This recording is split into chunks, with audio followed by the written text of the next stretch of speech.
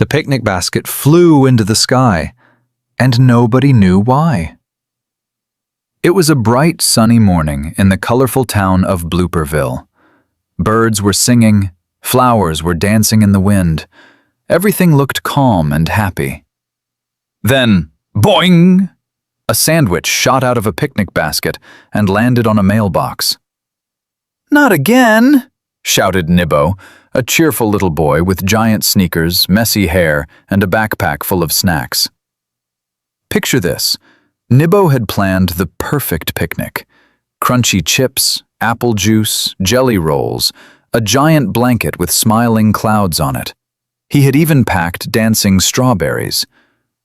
But something was very wrong.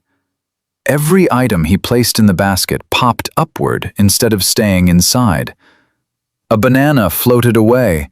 A cookie spun like a helicopter. The juice box bounced off his nose. "Why is everything going up?" Nibbo gasped. He leaned closer. The basket hummed. Then suddenly, whoosh! The entire basket flipped upside down and zoomed across the park. "Oh no!" Nibbo ran after it with flappy arms and squeaky shoes. And that's when things got weird. The runaway basket bounced past trees, rolled over benches, and glided through a fountain without getting wet. Nibbo chased it fast. Too fast. He slipped on a grape. Sploop! He landed in a pile of foam bubbles from a bubble machine nearby. Moment 1. Silly mistake complete. He popped out covered in bubbles and blinked. "I meant to do that." The basket giggled. Yes, giggled. Then it zoomed again. Moment 2.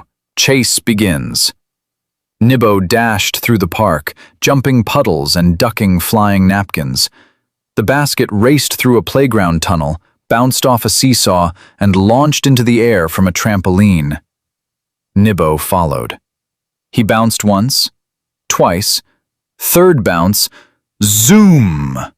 He flew upward and grabbed a dangling spoon from the basket. "Got you!" But the spoon bent like rubber. Nibbo fell gently into a pile of leaves. The basket escaped again. Nobody saw this coming. It rolled into the town square, where people were feeding pigeons. The pigeons looked at the basket. The basket looked at them. Then all the sandwiches flew out and circled the sky like birds. The pigeons were shocked. One fainted dramatically. Nibbo arrived panting. "Please come back.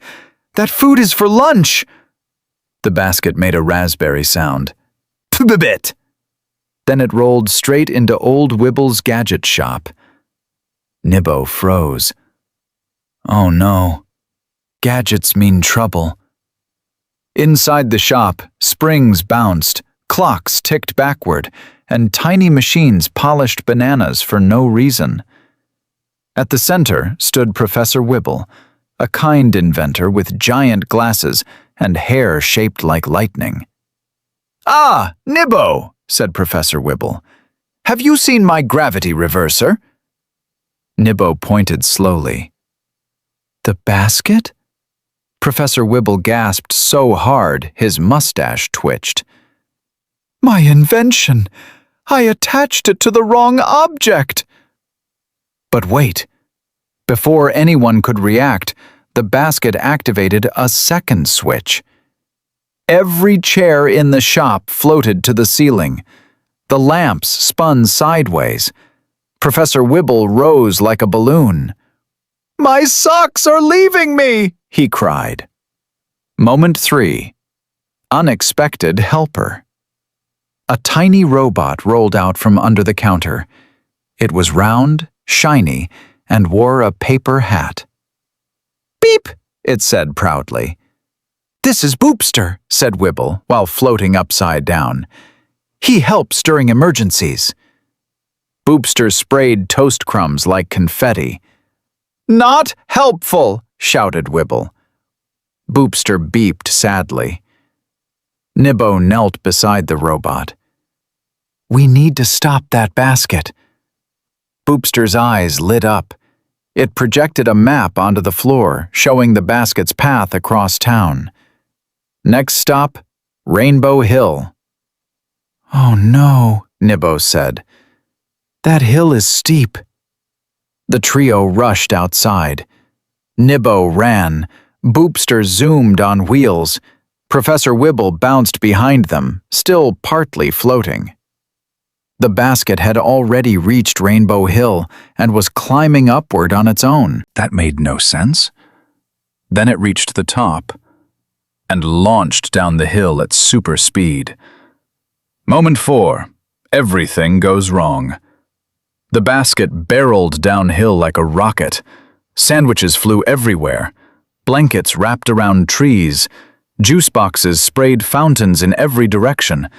Nibbo chased after it, screaming, "My lunch!" Boopster tried braking, but rolled into a mud puddle. Professor Wibble tumbled head over shoes into a bush. The basket sped through town again, now bigger and wilder. It sucked up balloons.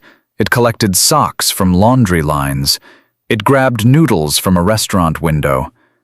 Soon it looked like a giant spinning picnic monster. People stared. Children cheered. Dogs barked in rhythm. Nibbo stopped and thought hard. Running was not working. Jumping was not working. Yelling definitely was not working. He looked into his backpack. Inside was one last item. A jar of pickles. Nibbo smiled. "I have an idea." Boopster beeped hopefully.